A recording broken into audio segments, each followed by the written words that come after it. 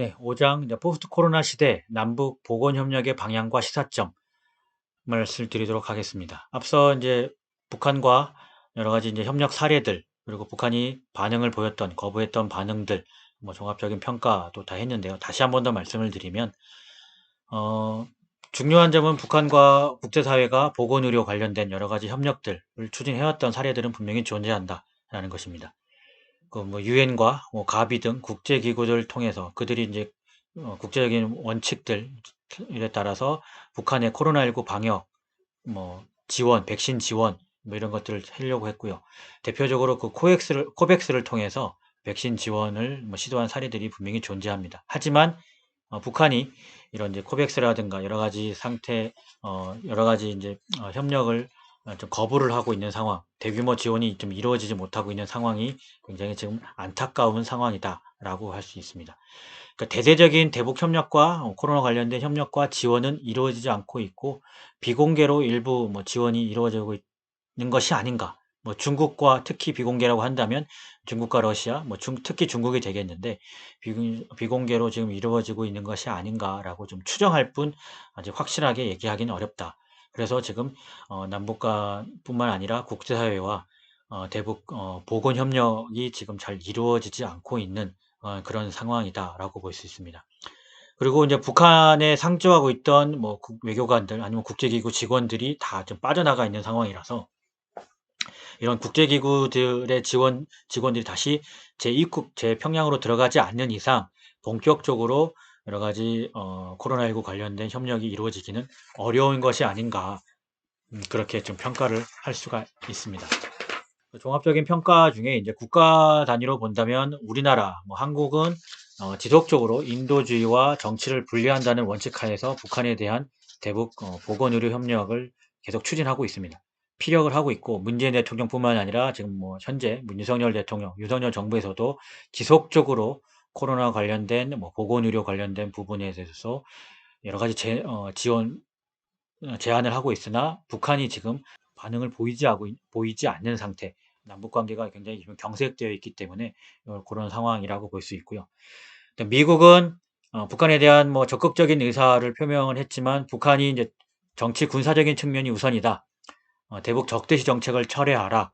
북미 관계를 개선하라. 평화협정을 체결하라. 라고 하고 있는 이런 상황에서 미국과는 이제 본격적인 어, 전반적인 협력이 지금 이루어지지 않고, 미국 역시도 뭐 좀 약간 원론적인 수준에서만 이제 지원을 하겠다라고 밝히는, 좀 약간 북한과 미국 간에는 되게 굉장히 좀 소극적인 상황이다라고 볼 수 있습니다. 이에 반해 이제 중국과 러시아는 굉장히 적극적으로, 특히 중국은 적극적으로 북한의 이제 코로나19 관련된 여러 가지 방역 물품들, 의료 물품들을 지원하고 있고, 비공식, 공식적으로 지금 추진한 것으로 지금 알려지고 있습니다. 마찬가지로 러시아도 마찬가지로 자국이 개발했던 백신, 여러 가지 이제 방역 물품들을 지원 의사를 밝히고 있고, 북한에 대한 지원을 계속 고려하고 있는 그런 상황입니다. 하지만 전반적으로 지금 북한과 뭐 협력이 얼만큼 이루어졌는지, 어떠한 규모고 어떻게 이루어졌는지는 알려진 바가 없고, 공식적으로 알려진 바가 없다라는 점 말씀을 드립니다. 이런 이제 종합적인 평가, 북한과 뭐 대북 협력, 코로나19 관련된 보건의료 관련된 뭐 협력에 대한 여러 가지 평가를 통해서, 우리는 어떻게 이제 향후 어떻게 해야 되는가, 방향과 뭐 시사점, 정책적 대안과 시사점을 한번 말씀을 드리도록 하겠습니다. 첫 번째로는 남북 전염병에 관련된 공동 대응 협력 체계를 구축할 필요가 있다. 당연히 할 필요가 있겠죠. 왜냐하면 전염병이라는 것은 어느 한 국가에서만 발생하는 것이 아니고, 이런 초국적인, 지금 이 코로나19뿐만 아니라 또 다른 전염병이 발생했을 때 또 코로나19처럼 국경을 봉쇄하거나 이렇게 한다면 굉장히 경제가 어려워질 수도 있고, 굉장히 상황이 더 어려워질 수 있기 때문에 공동 대응할 수 있는 체계들, 바로바로 백신을 뭐 우리 국민들도 받지만 북한 주민들도 맞게 할 수 있는 여러 가지 협력 체계들, 이를 좀 만들어야 된다. 그리고 북한이 자체적으로 지금 3년 동안 코로나19를 겪으면서 코로나19 대응에 대한 뭐 한계를 많이 느끼고 있다라고 지금 알려지고 있기 때문에, 함께 극복할 수 있는 이런 공동 대응 체계를 마련해야 된다. 그리고 필요시 한국과 북한뿐만 아니라 뭐 러시아, 중국 이 인근에 있는 뭐 일본까지도 포함할 수도 있고, 뭐 여러 가지 몽고까지도 포함해서 여러 가지 확장돼서 동북아 방역 공동체 뭐 등등의 공동 레짐 공동체를 형성하는 그런 확장까지도 추진해 볼 수 있다라고 생각을 합니다. 예, 정책적 대안점 두 번째로서는 전염병과 관련된 뭐 의약품들 뭐 이런 것들은 대북 제재에서 좀 면제시키는 방안이 어떨까? 대북 제재의 핵심 목표는 북한이 핵과 미사일 개발을 하지 못하도록 하는 그런 상황인데요. 이런 초국적인 전염병에 대해서는 어느 정도 대북 제재 뭐 면제 적극 선도적인 면제가 좀 필요하지 않나라고 생각을 합니다. 유엔과 국제사회에서도 마찬가지로 이 부분에 대해서는 공감을 하고 있습니다. 코로나19 관련해서 WHO 세계 보건기구가 한국 민간단체가 요청했던 대북 의료 지원 물품에 대해서 제재 면제를 승인한다, 허가를 한 적이 있습니다. 그래서 북한이 이제 실제로 지원을 하면 되는데 북한이 받지를 않아서 그렇지 실질적으로는 대북 제재 면제를 승인한 바가 있기 때문에 뭐 유연하게 다른 데 전염병이 발생했을 때도 뭐 이거 제재 면제 신청했을 때 뭐 사업에 대한 타당성, 뭐 적절성 여러 가지를 고려를 해서 이 물품은 제재 면제를 해도 된다라고 하는 선별적인 작업을 먼저 할 필요가 있지 않은가라고 하는 것이 두 번째 정책적 대안과 시사점이라고 생각을 합니다. 네, 세 번째 정책적 대안과 뭐 시사점을 본다면 전염병에 좀 취약한 계층에 대해서 어떻게 보면 뭐 조금 고위험군, 좀 약간 연세 드신 분과 혹은 뭐 기저질환이 있는 분들 이런 분들에 대해서 좀 선별적으로 지원을 해야 되지 않는가. 북한에 대한 전면적이고 보편적인 여러 가지 뭐 제재 상황과 정치적인 상황 때문에 어렵겠다면 전염병에 취약한 계층만을 대상으로 우선적으로 지원하는 방향이 좀 필요하지 않나. 뭐 우리나라 역시도 위험군, 고위험군 혹은 뭐 기저질환군 뭐 이런 분들을 통해서 먼저 좀 선별적으로 지원했듯이 북한에 대해서도 전염병에 좀 취약한 계층에 선별적으로 지원하는 방향을 좀 추진하면 굉장히 좀 효율적으로 전염병 이런 보건의료 협력이 이루어질 것이다라고 생각을 합니다.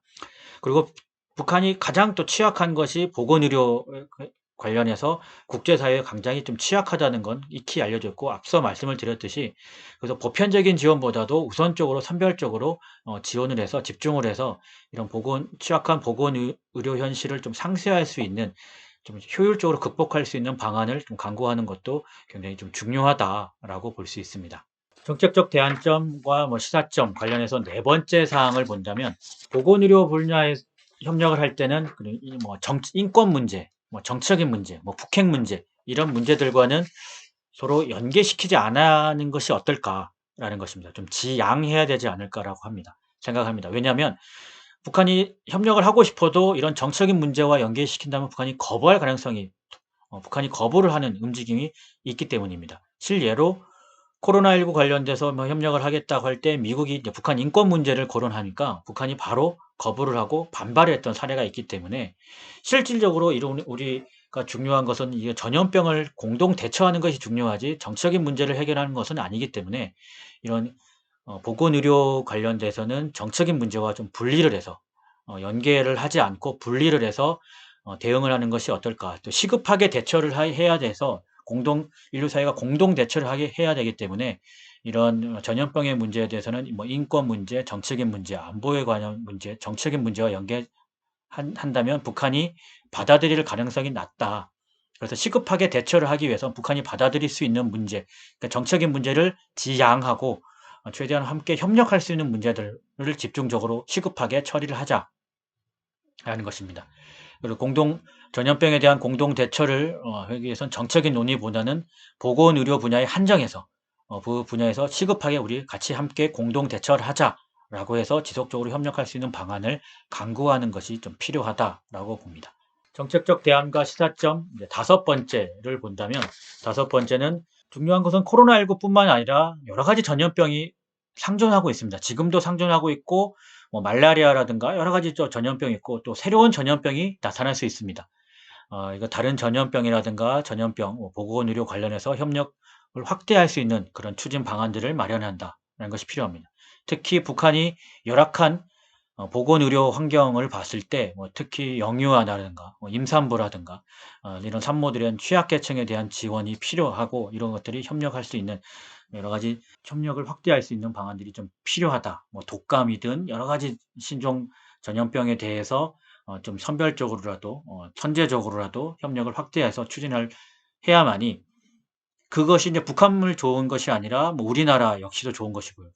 북한이 취약해서 북한에 대한 뭐 전염병이 우리나라한테 이제 확산되지 않게 또 막는 여러 가지 이제 긍정적인 효과가 있기 때문에, 뭐 여러 가지 의료 기술이라든가 의료 장비, 뭐 여러 가지 뭐 수준에 대해서 여러 가지 물품에 대해서도 대응을 협력을 교류 협력을 확대하는 것이 필요하다. 또 북한이 이제 비형 감염, 뭐 호흡기 감염, 뭐 수인성 질환들에 대해서 전염병이 굉장히 수준이 어렵다라는 것이 계속 국제사회에 보고가 되고 있고, 북한 스스로도 자신들은 굉장히 어렵다, 이런 전염병 문제 어렵다라고 보고를 하고 있기 때문에 코로나19뿐만 아니라 다른 전염병에 대해서도 이런 협력을 확대하는 것이 좀 필요하다라고 정책적으로 시사점을 찾을 수가 있습니다. 네, 마지막 여섯 번째로 본다면, 여섯 번째로는 이제 꼭 국가 단위가 아니라 뭐 미국이다, 뭐 중국이다, 뭐 우리 한국이다, 이런 국가 단위가 아니더라도 국제기구 혹은 뭐 NGO 민간 단체를 활용해서 간접적인 지원 방식을 통해서라도 협력을 하는 방안이 필요하지 않나라고 생각을 합니다. 지금 북한이 지금 미국, 뭐 우리 한국 이런 국가 단위의 지원은 굉장히 좀 거부하고 있는 상황입니다.